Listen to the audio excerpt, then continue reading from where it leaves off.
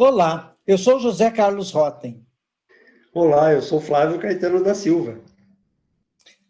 Flávio, eu estou cheio de opiniões sobre o mundo, Flávio. Finalmente, Hum, eu estou conseguindo, Flávio. Eu sei um monte de coisas legais. Nossa, tenho opinião sobre tudo agora. Sobre futebol, sobre praia, sobre coronavírus. Flávio, você não tem orgulho do seu colega aqui agora? Meu caro amigo Rotem, sou obrigado a dizer que você está numa armadilha daquele tamanho, filho. A Como discussão, que assim? nós, a discussão que nós vamos fazer hoje vai sugerir que a gente desconfie das próprias opiniões. Lamento te informar, mas acho que o chão vai se abrir debaixo dos seus pés. Ai, céus, meu Deus, eu que agora estou seguro, eu sei o que eu falo, agora eu digo para você que a verdade absoluta está comigo. Eu posso olhar tudo e tudo dar opinião, Flávio. Pois é, acontece que eu queria fazer uma comparação para a gente entender bem o que é que a gente faz com essa tal de epistemologia. A gente faz um belo castelo de cartas. Muitas vezes, muitas vezes, a gente constrói todo um edifício para dizer que a gente sabe as coisas, para dizer que qual é o conhecimento que a gente produziu, que aquilo é meu, que aquilo é sólido, mas é um castelo de cartas. Basta uma brisa leve e vai tudo abaixo. Uma brisa leve. Mas eu tenho as minhas certezas, elas são fundamentadas, Flávio, em grandes observações pelo mundo, é fundamentada nos meus livros. Olha aqui, Flávio, quanto livro tem aqui? Todos eles me dão a base desse conhecimento. Então, mas acontece que a opinião engana a gente. Como assim? A opinião, ela pensa mal. A opinião é o primeiro obstáculo que a gente tem que superar, porque a opinião cria armadilhas para nós. Nós, ao construirmos o nosso conhecimento com base em opiniões, nós estamos construindo um castelo de cartas. Basta você tentar checar uma opinião, é como puxar uma carta e desmonta tudo. Então, as opiniões, elas não têm fundamento? Nossa, Elas não é exatamente que elas não têm fundamento, o fundamento delas é que é frágil. por que, Flávio? Ele é frágil porque nós podemos ter opinião sem nos preocuparmos em comparar outros saberes, outros conhecimentos. Nós podemos ter opinião sobre um texto que a gente lê só pela própria leitura. Então, eu posso dizer que concordo ou discordo com o autor e não preciso preocupar em dar nenhuma explicação do porquê é que eu concordo ou discordo. É por isso que lá no começo a gente dizia, é preciso pensar qual é o papel, qual é a vantagem de nós estudarmos epistemologicamente. É nós buscarmos explicar as razões que nos movem a explicar as coisas.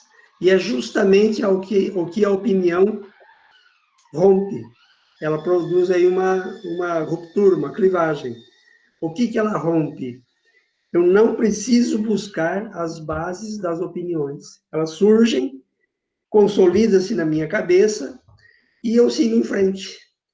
Eu vou fazer uma outra comparação. É como quando alguém está estudando uma língua estrangeira e ele vê uma determinada palavra e ele acha que aquilo é parecido com algo que ele sabe, então ele passa a achar que aquilo pode ser traduzido daquela maneira, quando às vezes não tem nada a ver com aquilo que ele está falando. Às Às vezes é vezes um são falso falsos cognato. cognatos, né? Às vezes são palavras parecidas que não tem nada a ver com aquilo. Tem inúmeros exemplos, né? Mas tem outras situações da vida também. Você quer uma situação bem prática? É assim, a ideia primeira, né, que a gente pode chamar de opinião, de que quando alguém me fornece uma receita e eu experimentei o resultado daquela receita, seja um bolo, uma torta ou qualquer outra coisa, basta ele me dar a receita que o que eu fizer com aquilo vai dar a mesma coisa que ele fez. E é aí que a gente descobre que não funciona da mesma maneira, tem um atravessamento da minha forma de fazer, o produto que eu usei nem sempre é exatamente igual ao dele, por aí vai. Só que a nossa cabeça formatadinha, uma cabeça fechada, né? É uma cabeça que não se permite investigar, questionar as próprias ideias, questionar se tal coisa funciona da mesma maneira, e é aí que a gente cria. As opiniões, elas surgem daí. Eu não preciso ter bases exatamente, a não ser o meu próprio desejo de saber, o meu próprio desejo de que aquilo que eu sei já seja verdade. Então, daí, essa vamos dizer assim, a gênese da opinião, o nascimento dela, a forma como ela nasce. Ela nasce das nossas mais seguras impressões. Só que as nossas impressões também nos enganam. Elas são pistas interessantes. Não é que elas são inválidas no todo.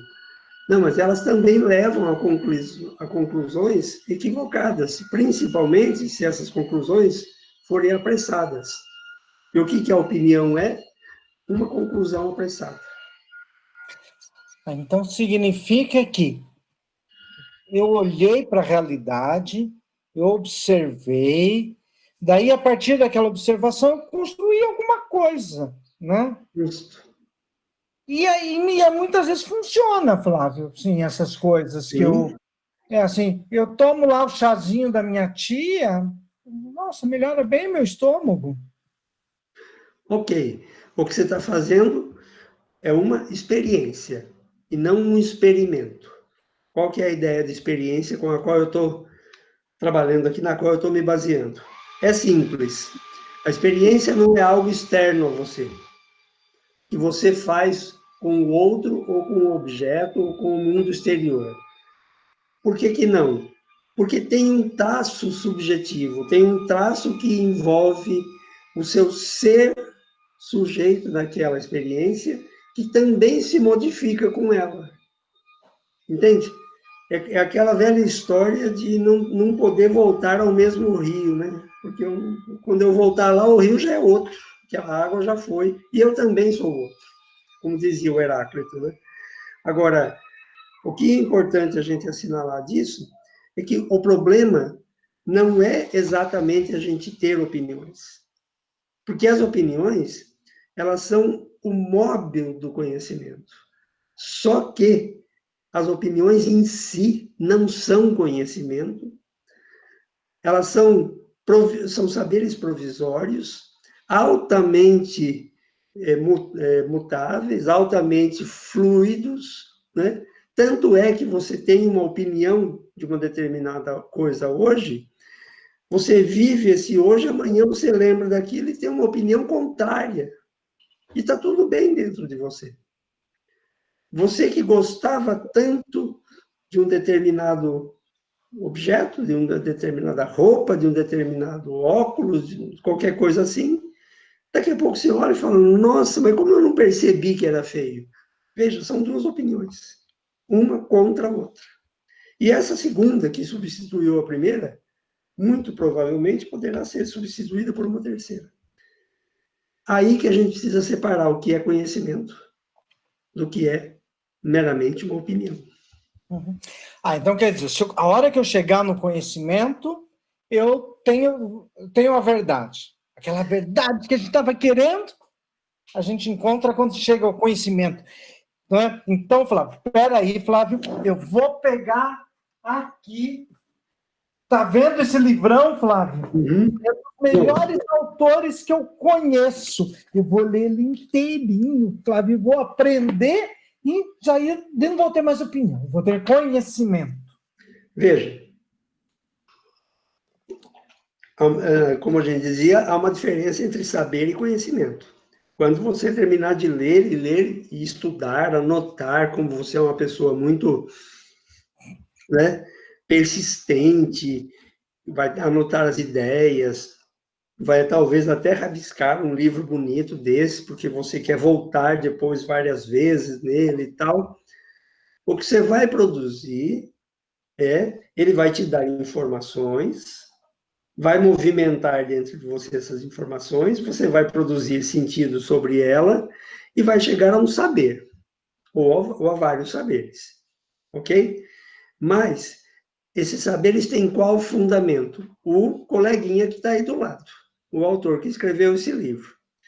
No entanto, o próprio autor que escreveu esse livro, anos depois, um tempo depois, ele modifica as ideias, ele aprendeu novas coisas, ele adquiriu outros valores, ele abriu mão de determinadas teorias.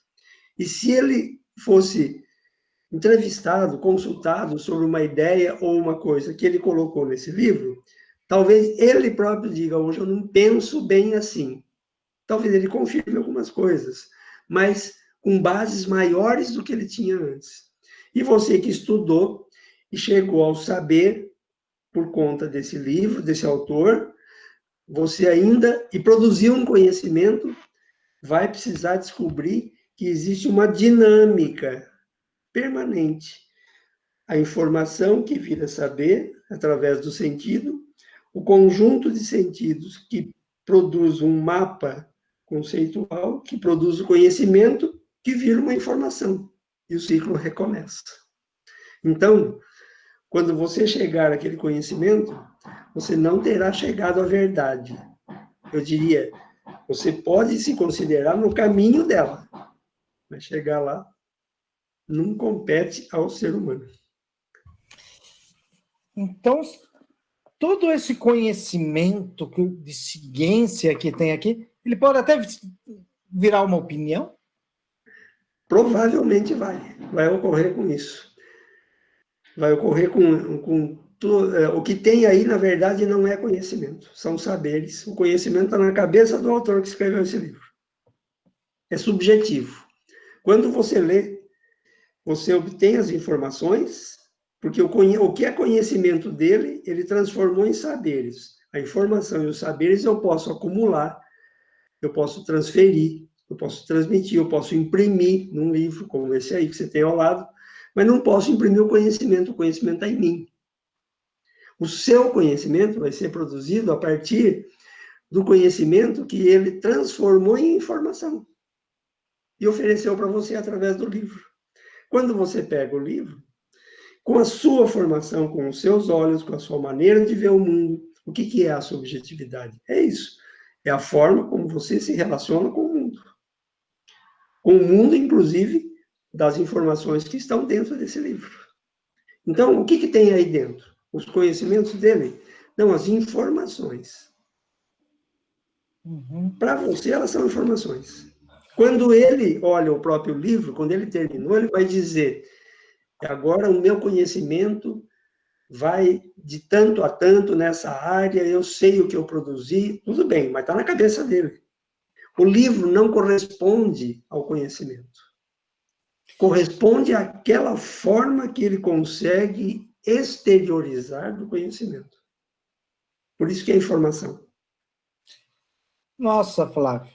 Então, todo esse conhecimento que é do passado, né, você não está jogando fora, né? Claro que não, né? Não.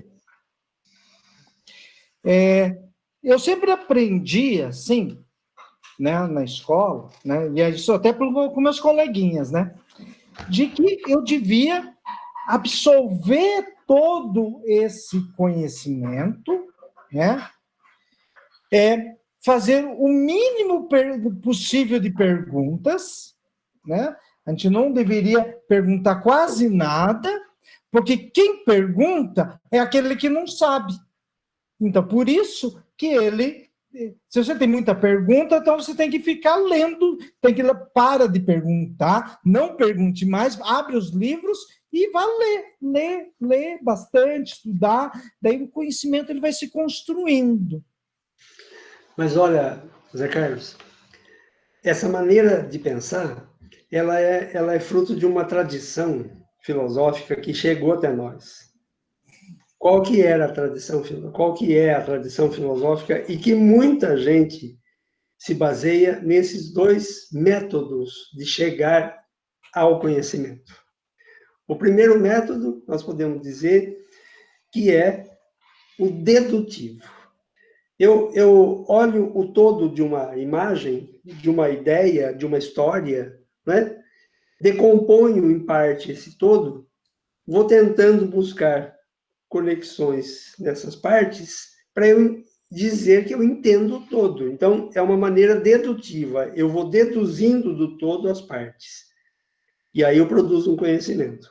É o conhecimento dedutivo, que vai do todo para as partes. A tradição de produção de conhecimentos também fez o caminho inverso.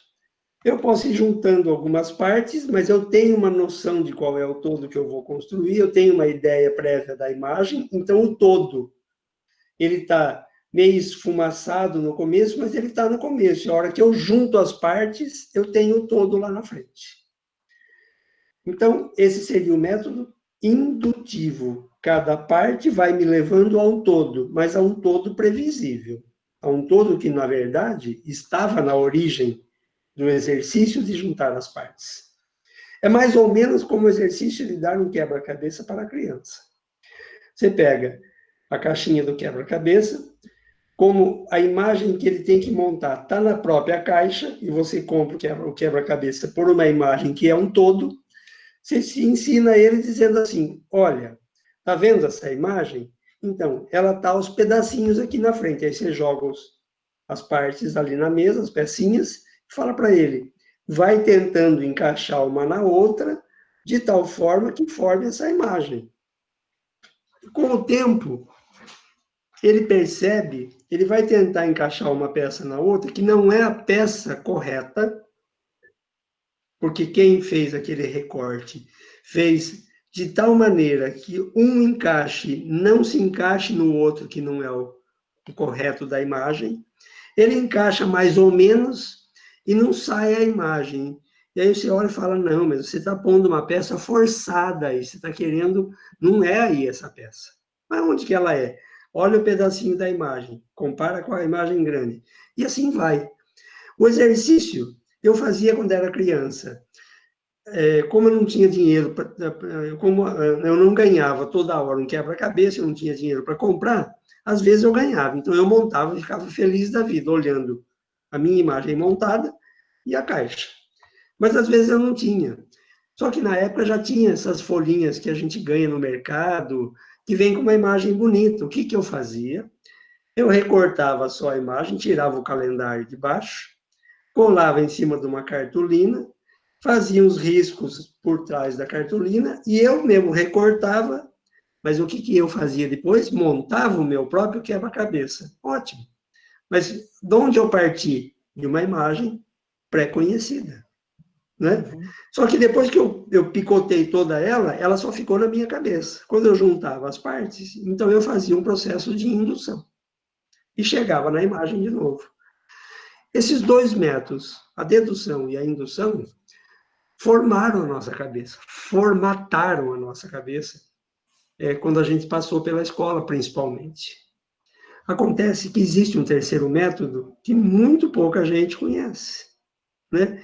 É o método conhecido como abdução, abdutivo, que não tem nada a ver com extraterrestre vindo aqui fazendo abdução em ser humano, não tem nada a ver com isso. A abdução é parecido com o método da indução, que eu vou juntando partes, mas eu não faço a menor ideia de qual é o todo que poderia sair.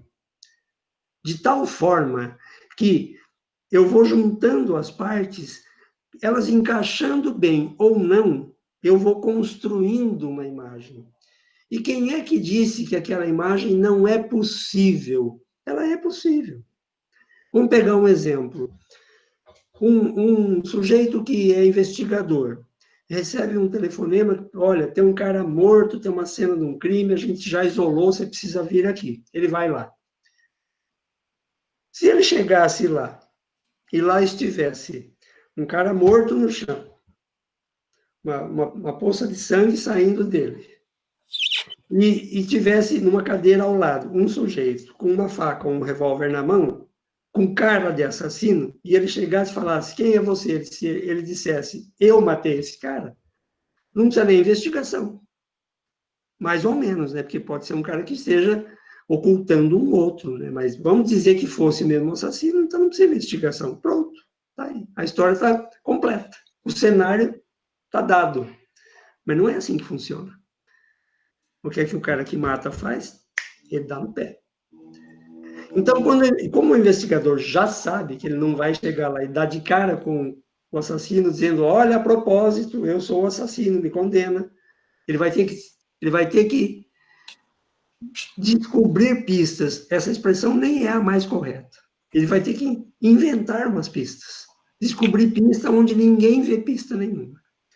Aí ele está chegando no lugar, ele vê marcas de um pneu de carro que saiu arrastando ali, é uma pista. Pode ser que foi o cara que matou, que saiu correndo com o carro, o pneu arrastou e fez aquela marca no chão. Pode ser que não. Então, aí vem a grande tese da possibilidade da conjectura. Aí ele junta a marca do pneu do carro, aí ele junta algum tipo de aroma, um perfume. Olha, talvez fosse uma mulher, tem um perfume X, que é um perfume feminino no ar, na roupa da pessoa. O morto está caído de costas, ele ainda não sabe exatamente o que o matou. Tem uma poça de sangue, então, bom, pode ser um instrumento perfurante, uma faca, mas pode ser um tiro, pode ser, eu não sei ainda o que foi, né? Pode ser que deu um veneno e o cara destruiu o estômago dele, e ele vomitou sangue e morreu. A gente não sabe ainda. Ele vai juntando pistas que ele, somente ele, percebe. Se vier um outro investigador, talvez esse outro vá descobrir coisas diferentes. Resumo da ópera. Ele vai juntar aquilo que ele elegeu como pistas e vai construir um nexo entre elas. Para quê? Para construir uma possível imagem. Olha, eu acho que foi um homem, pela força que foi executada, é um cara entre 70 e 80 quilos, tudo conjectura. Tem um perfume, não tem um perfume, tem um sinal de luta, então nas unhas do cara tem uma pele que pode ser que seja do agressor e tal. Tudo isso é conjectura. Mas o que ele faz? Ele tenta criar um todo explicável, um todo explicado. E aí aponta para uma pessoa. A pessoa saiu daqui faz meia hora. Então a gente faz um circuito de onde ela poderia ir, juntando com o fato que ela está de carro, vamos cercar e vamos procurar um carro com esse tipo de pneu, com esse tipo de marca, uma pessoa apressada e tal, e vai, com o tempo, aparece um sujeito que encaixa nessa explicação. É porque ele é o assassino? Não. É porque vários sujeitos podem se encaixar nesse modelo explicativo. Aí o que ele faz? Ele procura investigar onde o sujeito estava, aquela hora, o que ele faz, se ele conhecia a pessoa, se ele passou por ali, se ele foi visto, uma câmera pegou, etc. Ele vai juntando outras pistas, não outras provas. Quando ele pega um suspeito, ou vários, e descobre que um deles não tem um álibi bom, não tem uma razão boa, uma coisa mais perto de uma prova para dizer que não foi ele aponta para esse cara e diz, olha, esse é o melhor suspeito, essa é a nossa melhor aposta de quem é o criminoso. Esse cara vai ser indiciado, vai ser investigado, e lá na frente ele vai a julgamento pelo assassinato daquela pessoa. A hora que terminar o julgamento, se ele for absolvido, não é porque ele é inocente, é porque as provas, as pistas foram transformadas em provas, aceitas judicialmente, né? E essas provas não foram consistentes. Então, a tese da defensoria, da defesa, foi mais interessante do que a tese da promotoria. Ou o contrário, ele foi condenado porque ele é o assassino? Não. porque as pistas transformadas em provas apontaram de fato para ele, e o fato, na verdade, é que isso é uma grande conjectura. E aí ele é condenado. Então, veja, qual é a história final? Constrói-se, inclusive, um texto no processo, que é a história do crime, e ele se encaixa nessa história. Não porque ele é o assassino, porque a forma como a investigação foi conduzida apontou para ele, e ele não conseguiu, através do seu advogado de defesa, escapar.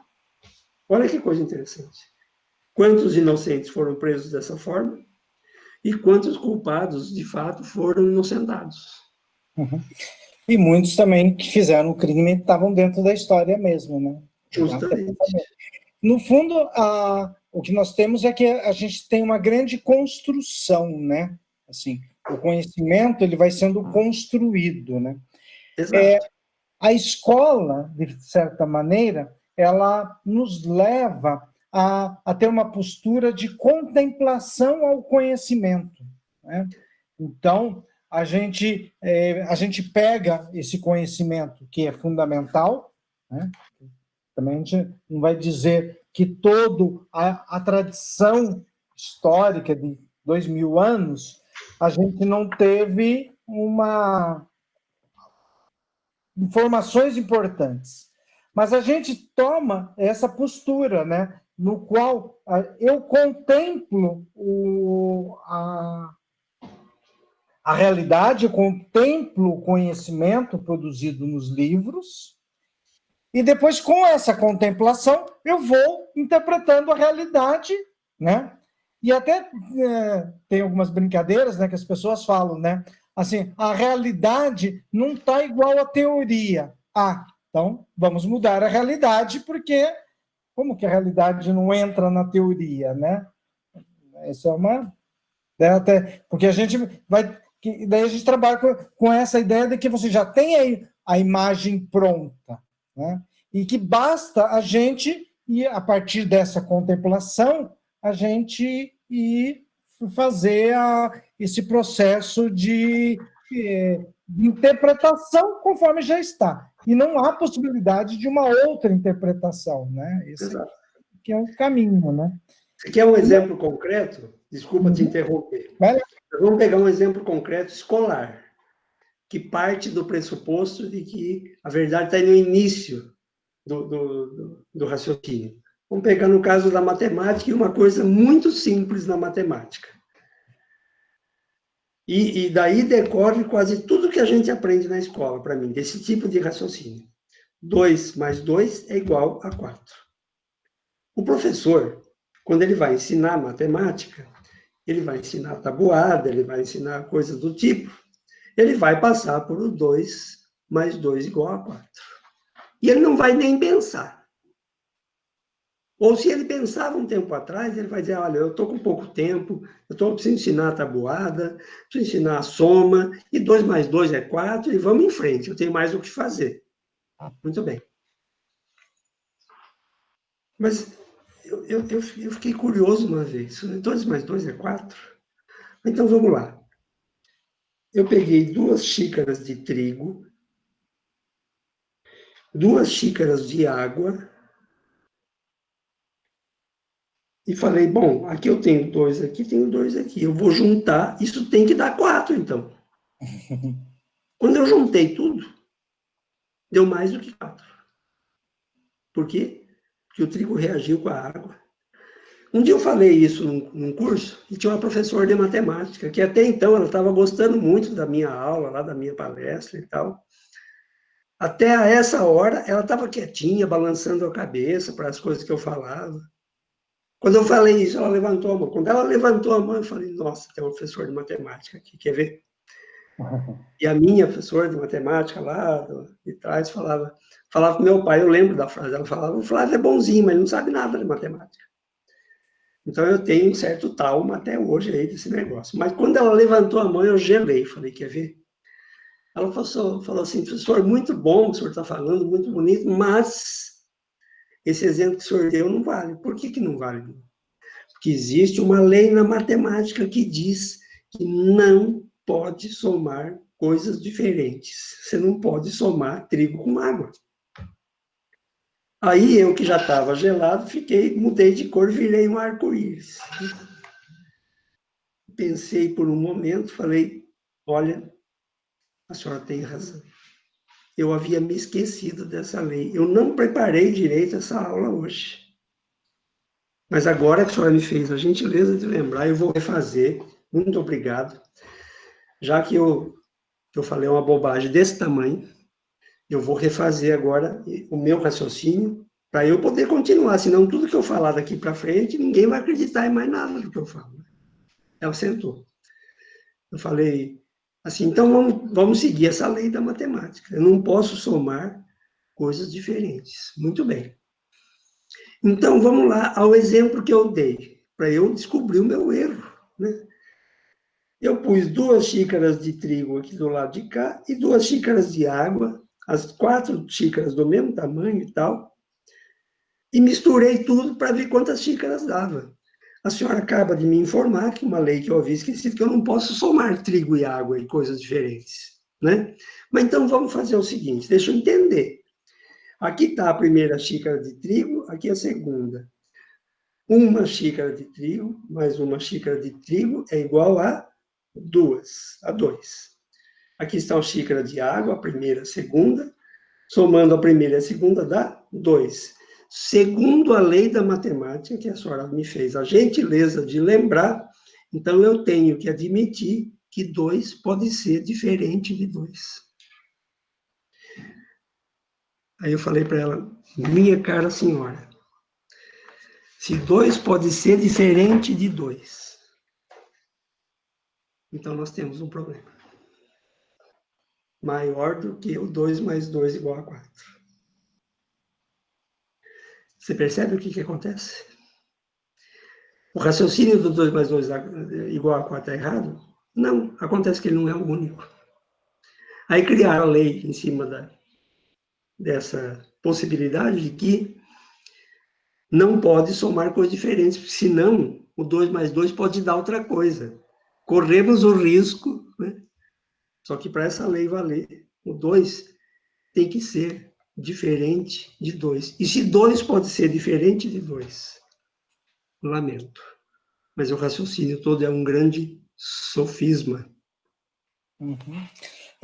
Que no fundo, né, a realidade, por exemplo, a matemática aí, ela ajudou, né, ela nos ajuda a compreender, né, 2 mais 2 dá igual a 4, você pode somar coisas iguais, né?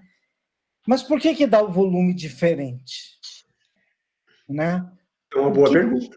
Essa é uma boa pergunta. E é aí que a ciência ela começa a se desenvolver. Né? Justamente. Não é na hora que você tem a solução. A hora que você tem a solução, você tem o resultado. Mas o que faz avançar é quando você problematiza, né? Assim, mas por que 2 mais 2 de coisas diferentes não são somáveis? Né? E por que o volume de uma xícara de água, ou 2 xícaras de água com mais 2 de trigo, não vai dar um volume de 4?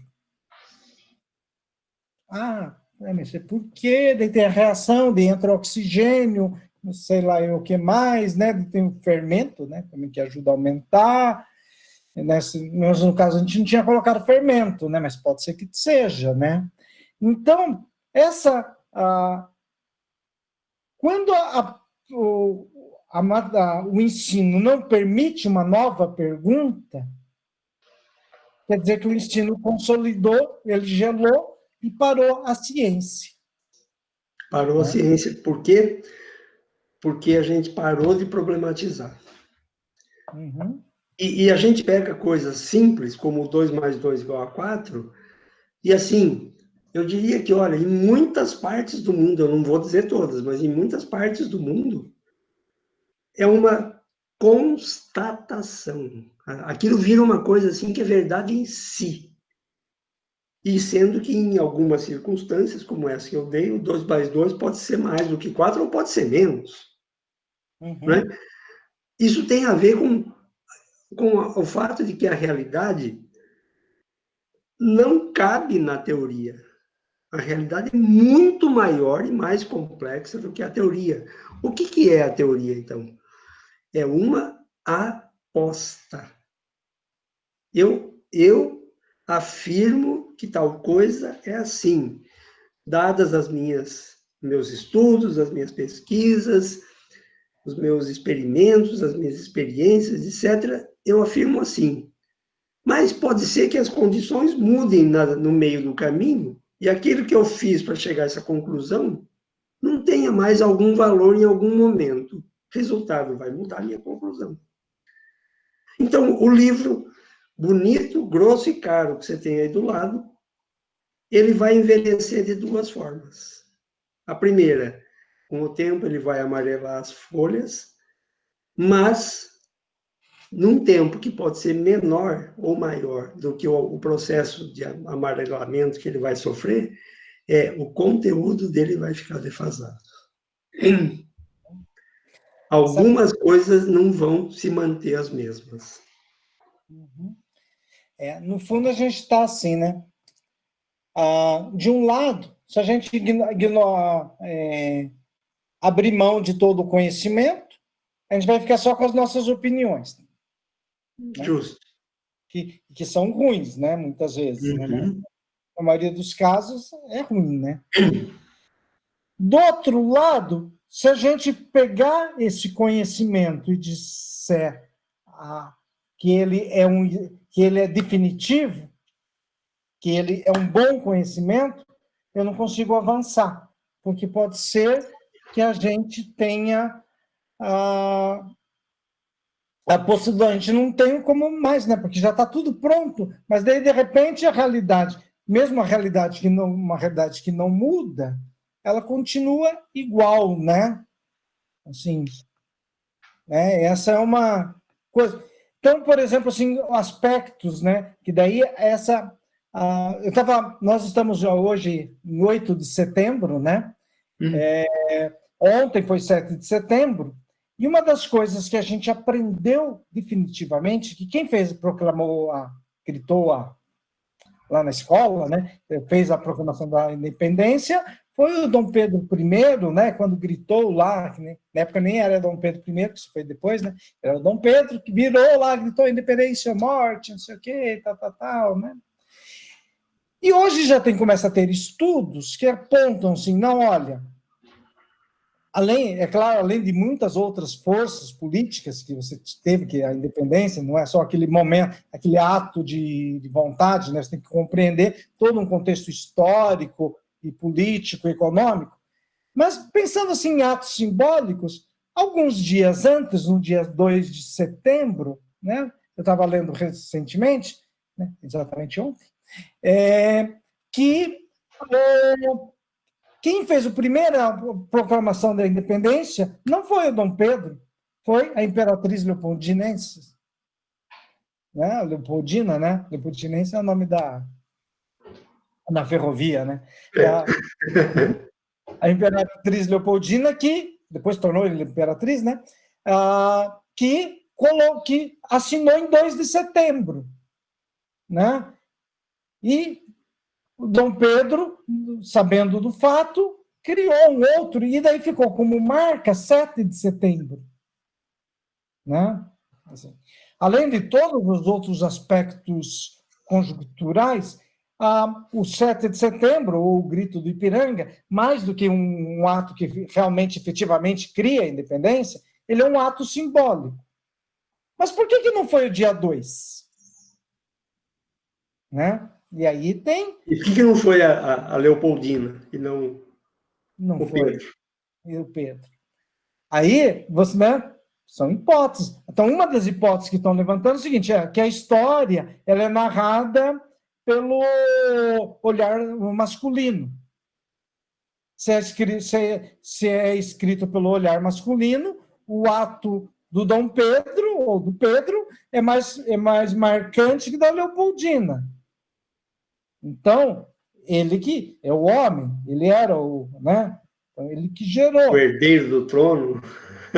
herdeiro do trono, tal, né? A independência sendo feita por cima, também que o Leopoldino também era independência feita por cima, né? Nos dois casos. Né? Feito pela nobreza, própria nobreza portuguesa, né? Apesar dela não ser portuguesa, mas ela, fazendo parte da nobreza portuguesa, é que fez a independência, e tem um marco. Então, coisas que são a ciência, ela vai se desenvolvendo a hora que a gente problematiza aquilo que a gente já sabia. Né? Então, como a gente até colocou lá no início, né, do tema, quando a gente desconfia das nossas próprias opiniões, ou desconfia do nosso próprio saber, do nosso próprio conhecimento, né? E aí é que a gente vai caminhando no momento que você problematiza. Não significa abandonar. Não. Né? Significa, né, que a gente tem que todo conhecimento ele problematiza, né? Mas você deu aí a pista-chave. É uma palavra que você usou, que quando a gente vai tratar da produção do conhecimento científico, e ele não é nem melhor nem pior do que outros conhecimentos. Ele é diferente. Ele tem um processo de construção diferente, só isso. Eu vou dar um outro exemplo depois. Quando você coloca a hipótese em cena, muda tudo de figura. Por quê? Porque eu pego a minha ideia primeira, que é um obstáculo, porque se eu ficar agarrado nela, eu não enxergo o que ela não é, eu não enxergo o que não é a realidade, que eu não vejo, né? Mas a partir do momento que eu puser um porquê as coisas são daquele jeito que eu estou vendo, por que a minha ideia diz que tal coisa é assim ou assado, ou se eu ponho no final a minha ideia, se eu ponho no final a palavra será, eu coloco a minha ideia e depois ao final eu coloco assim, será? E aí, o que eu estou fazendo? Um movimento bem interessante, que você usou também como expressão várias vezes, que é a ideia de problematizar. Transformar em um problema. O que é um problema? Aquilo que eu preciso resolver. Eu preciso resolver. Então, o que acontece? Quando eu coloco um será no fim, ou um porquê no começo, aquilo que era uma ideia fixa, imóvel, sólida, balança. É a cartinha que eu tirei do meu castelo, mas ela estava lá embaixo. A estrutura. Então, o que eu fiz com a minha ideia? Eu transformei a minha ideia em uma hipótese. E a hipótese foi construída como? A partir da problematização da minha ideia. Que é o que está no nosso título do encontro de hoje. Duvidar das próprias ideias. Será que é mesmo assim? Eu vou dar um exemplo. Você pode fazer em casa. Você convida um amigo, vai para frente da sua casa, põe ele 20 metros longe de você, de frente para a calçada da frente, e combina com ele 1 minuto para você observar a realidade que está na sua frente. E marca o seu tempo, e você também, quando começou o cronômetro a contar, você olha bem para a sua frente. Passado 1 minuto, vocês sentam para conversar, põe um café do lado que costuma ficar bom, uma boa conversa, e pergunta para ele assim, pede para ele assim, fulano, descreva a realidade para mim. E ele vai contar o que ele viu. Quando ele terminar, você vai dizer, agora eu vou descrever a realidade para você. E você vai contar o que você viu. Os dois estavam olhando para o que tinha à sua frente, achando que aquilo que ele estava vendo era a realidade. Mas qual é a conclusão que eles vão chegar? A realidade não existe. Por quê? Porque um descreveu uma coisa e o outro escreveu outra, completa ou parcialmente diferente da primeira. E os dois estavam olhando para frente. Então, não é que a realidade está na nossa frente. Na nossa frente está, diante dos nossos olhos, aquilo que nós possivelmente enxergamos como realidade. Esse como é importante. Lá no laboratório de química, é a mesma coisa. Um pesquisador faz uma reação e vê uma coisa. O outro usa os mesmos reagentes, os mesmos tubos de ensaio, o mesmo processo e tira conclusões diferentes. Você vai com um amigo ao cinema, assiste, em tese, o mesmo filme, mas cada um assiste com o seu olho. Quando vocês conversam, parece que foram filmes diferentes, em vários aspectos. Então, é o tal negócio. Mas eu queria fechar com um exemplo que, para mim, é importante, do porquê que a ciência funciona assim, e as armadilhas que, inclusive, a própria ciência cria para nós. O que a ciência vai criar para nós são novas informações. E que, para nós, vão gerar as opiniões. Que se a gente não seguir investigando e colocando um porquê antes ou um será depois, a gente vai dar por verdade. Vamos pegar um exemplo. O seu Joaquim, ele mora num bairro da periferia.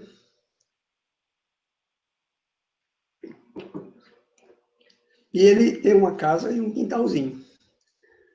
E ele descobriu na perna dele uma ferida. Foi ao médico 1, ao médico 2, ao médico 3, passaram remédios X, Y, Z, e a perna dele, a ferida só foi aumentando. Depois de 3 médicos, ele estava desconsolado, com dor na perna, a ferida só aumentando. Um dia, ele, com essa dor na perna, foi lá no fundo do quintal procurar alguma coisa, e no meio do mato lá descobriu um negócio diferente que ele não conhecia, um matinho diferente lá. Ele falou, olha, dizem que os remédios vêm das ervas, né? Quem sabe se eu não faço um negócio moído com esse matinho diferente aqui, põe em cima da perna, pelo menos para ele parar de doer. E lá vai ele. Moeu lá as folhas daquele matinho diferente, arrancou uma parte, moeu as folhas, aproveitou, fez um cozimento daquilo lá, uma fervura, só para dizer que era uma coisa que ele imaginava que podia fazer bem, pegou lá um paninho, né, seco, molhou naquela fervura, pôs em cima da perna, dali a pouco estava diminuindo a dor. Falei, graças a Deus, pelo menos está diminuindo a dor. Passado algumas horas, ele falou, eu vou fazer de novo, diminuiu mais a dor. 3, 4 dias depois, a ferida estava sarando. Mais 15 dias, sarou a ferida. O seu Joaquim inventou o remédio. Não vamos apressar a ideia. O seu Joaquim conta para um amigo que disse para ele que estava com uma ferida na perna, até meio parecida com a dele e tal. Conta, leva o matinho lá e faz, e a perna do homem sara. Ele fala, definitivamente, isso aqui é um remédio. Vou plantar esse negócio na minha casa. Um belo dia, conversando com um dos filhos, porque ele já era um senhor de idade, o seu Joaquim, esse filho é formado em biologia. E sabendo da história e do sofrimento do pai, falou, não, vamos pegar esse matinho e vamos levar no laboratório. Aí leva no laboratório. Lá eles inventam que tem um processo ativo, não sei das quantas, e para resumir a história, no laboratório vai para não sei aonde, que vai para não sei aonde, que acaba numa empresa que vira uma pomada. E aquela pomada cura aquela ferida. Ao final da história, a gente devia perguntar, quem é que vai passar para a história como o inventor, né? As pessoas falam descoberta da pomada, que milagrosa, que... É o São Joaquim? Eu desconfio que não. Algum grande laboratório, com algum grande pesquisador de laboratório de uma empresa vai assumir a paternidade do negócio. E poderá até dizer na história, se ele contar um dia para alguém, que um dia o seu Joaquim deu uma dica, mas ele que pesquisou com os métodos da ciência, Vê como é que são as coisas, a ciência funciona assim. Por isso que a gente precisa tomar cuidado com as nossas ideias. E com as ideias que chegam para nós. A do livro bonito do Zé Carlos, que está aí na frente dele. Oi? Vem aqui um pouquinho, rapidinho. Só um minutinho, deixa eu acabar essa frase. Do livro bonito que está aí dentro, olha a estante do Zé, então, que maravilhosa, cheia de livros, cheia de conhecimento, não, cheia de informações. Então, Flávio, já que a esposa conversa assim, né? A esposa do Flávio vai querer conversar com ele. Então, vamos lá, concluindo aqui, né? O nosso bate-papo, que já está longo, né? Pois E, é. no fundo, né? Assim, o que a gente pode dizer? O conhecimento, ele existe, provavelmente. Provavelmente o conhecimento que existe do passado, ele seja um conhecimento que não seja verdadeiro, pode ser que seja, e pode ser que ele que atrapalhe a gente desenvolver o conhecimento. Ele pode ser um obstáculo no momento que a gente vai estar trabalhando com esse conhecimento como ele estável e fixo, né, pessoal? Então, esse é uma das coisas que pode ocorrer.